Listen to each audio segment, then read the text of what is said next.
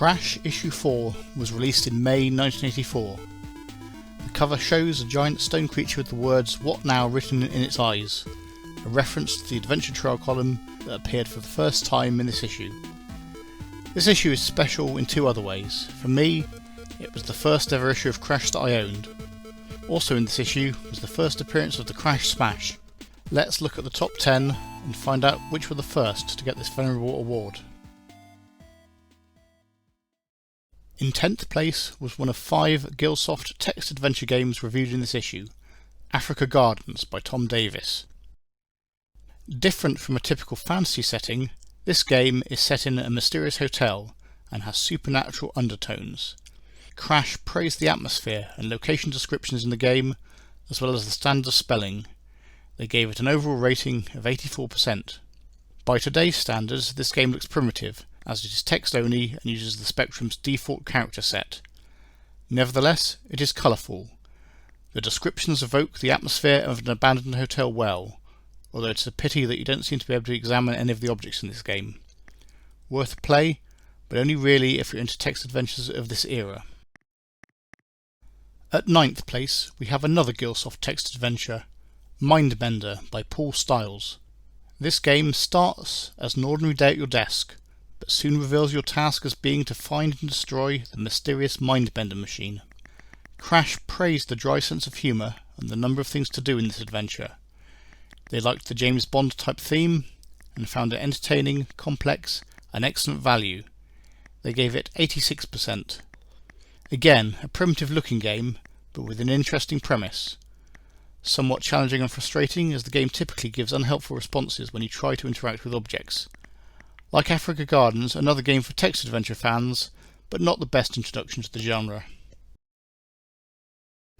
Now we have 2 games in joint 7th place, the first being Tower of Evil by John K. Wilson and released by Creative Sparks.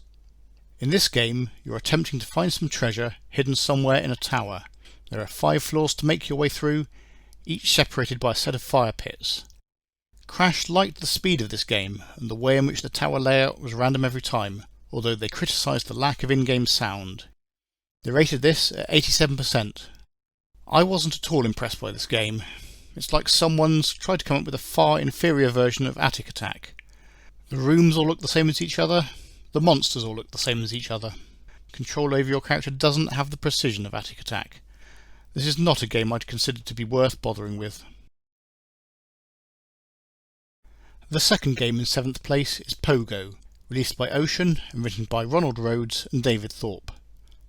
Pogo is a version of the Q*bert arcade game. In this, you have to stand on each of the 28 steps of a pyramid to change their colour, whilst being pursued by scorpions, glass balls and a snake. Crash praised the fast, smooth graphics and the high quality sound, but found the layout of keys quite difficult to use. They gave it high marks for both addictive qualities and value for money, and an overall score of 87%. I found this to be a reasonable clone of Q*bert. It's colourful, but manages the colour clash aspects reasonably well. Whilst it may be tricky and sometimes can feel unfair, it's a fun game for a few minutes play. In 6th place, Defenda, published by Interstellar and written by Alan Lloyd and Peter Stevens.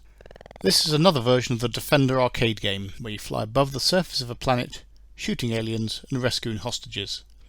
Crash recognised the similarities between this and Star Blitz in issue 3. They found the sound to be inferior, but the graphics to be better. Overall, they gave this an 89% score.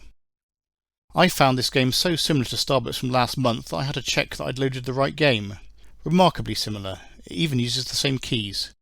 I don't agree with Crash that it adds anything substantially new graphically. A viable Defender clone for sure, but not worth playing if you've already tried Star Blitz. In 5th place, 3D Lunattack was written by Steve Turner and published by Hewson Consultants. This was the 3rd game in a series of games developed by Steve Turner, and a follow-up to 3D Space Wars reviewed in issue 1 and 3D Side-Up Attack reviewed in issue 3, neither of which reached the top 10 in those issues. This game is set above a planet and involves fighting your way through several layers of defences to breach the Sadab's base. Crash felt that this game was a real step forward from the previous 2 in the trilogy. They found the graphics to be fast and smooth and full of detail, believing that, at the time, this really pushed the Spectrum to its limits. They gave this 90%, just enough to earn it a crash smash. This is a target shooting game, somewhat similar in gameplay terms to Night Gunner from last month, although in this game your craft has a detailed instrument panel. The 3D effects of flying over the landscape are reasonable for the time. It's not a bad game and well worth a couple of goes. In joint third place, Orc Attack, the second release from Creative Sparks this month, this one written by Phil Snell and Dean Locke. In this game you are defending a castle from an army of orcs who are attempting to ascend the castle walls and attack you. You use rocks and boiling oil whilst they are climbing, and then switch to a sword once they have reached the battlements. One of the Crash reviewers was so impressed they gave a 3-word review. Fantastic, that's all. Another reviewer didn't think on first impressions that it would be that addictive, but soon changed their mind after playing it. This is another Crash smash with an overall score of 91%.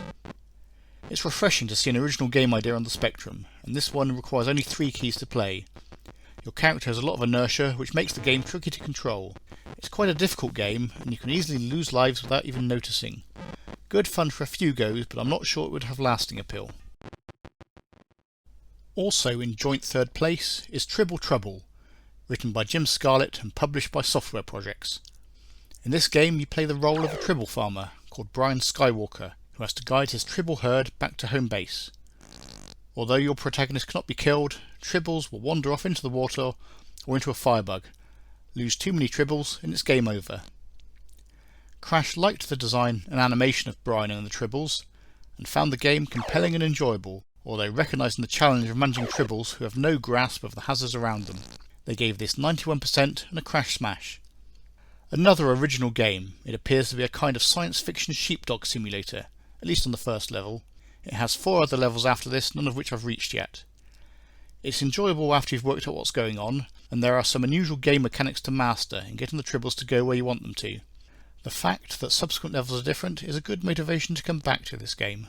Maybe not an all-time classic, but well worth playing. In second place, Codename Mat is written by Derek Brewster, who also began writing the adventure column in Crash in this issue. It was published by Micromega. Codename Mat is best described as an arcade action strategy. Your mission is to defend Earth and other planets from an attack by an alien race called the Myons. This is not just a single view arcade shooter, but gives you a sector scanner and a long range scanner to give you context for where you and your enemies are. Selecting to play the game in Commander mode gives an additional element of strategy, as you decide where to place and move your planetary defence fleets. Despite the number of controls and screens to get to grips with, Crash gave this a high getting started score of 98%. They praised the amazing 3D graphics, the exciting space battles, and the balance between the strategy and arcade aspects. Another Crash smash, this one was given an overall score of 93%. A somewhat overwhelming game to start with, as there are just so many keys that do different things. It feels like a game that will take some time to get into. I spent my first few goes either wandering around waiting for something to happen, or being attacked and very quickly destroyed. But it feels like a game worth pursuing and worth playing, but not one that you can pick up and master straight away. In number 1 place this month, a game that should come as no surprise to anyone that knows the ZX Spectrum, Set Willy. This game was written by Matthew Smith and released by Software Projects. In this game, our hero, Willy, has just had a party in his large mansion and has to collect all of the items left lying around the house before he can go to bed. Crash were impressed that, although a follow-up to Manic Miner, it was substantially different. They noted that not a single graphic had been reused from that game. Even your protagonist, Willy, now wears a natty hat rather than his mining gear. They recognise the game as a classic and a high point in Spectrum game development. As the first game reviewed in this issue, and with a score of 95%, this was the first game ever to receive a Crash smash. What can I say, this is clearly a classic. Matthew Smith followed up Manic Miner with something even more ambitious. The screens in this game are so full of character and uniqueness that I remember them 40 years later. Some screens are frustratingly hard, but there's enough variety to provide many hours of fun. Next, a couple of games worthy of a special mention. My first special mention is Ad Astra, written by Roy Carter and Greg Follis of Gargoyle Games. This is considerably different from the exploratory games that Gargoyle Games would become later best known for, being an arcade space combat game. In this game you move your spacecraft around the screen, avoiding asteroids that head towards you and shooting the alien craft that swoop down on you. Crash praised the stunning 3D graphics, the manoeuvrability of your ship, and the addictive, although difficult qualities of the game. One of the reviewers found the game to be exceptionally addictive to begin with, but found that the addictiveness wore off after a couple of hours play. Despite the general positivity of the comments, the game only received an overall rating of 80%. This is an interesting variant on an Invaders game. Being able to move in 4 directions makes this somewhat different.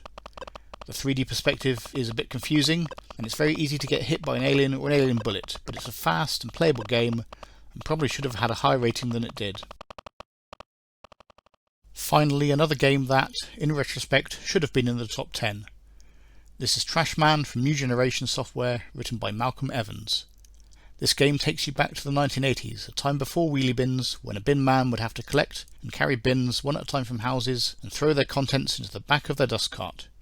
The purpose of this game is to do exactly that. Crash particularly liked the use of the Spectrum's brightness attribute to create the effect of the house's shadows.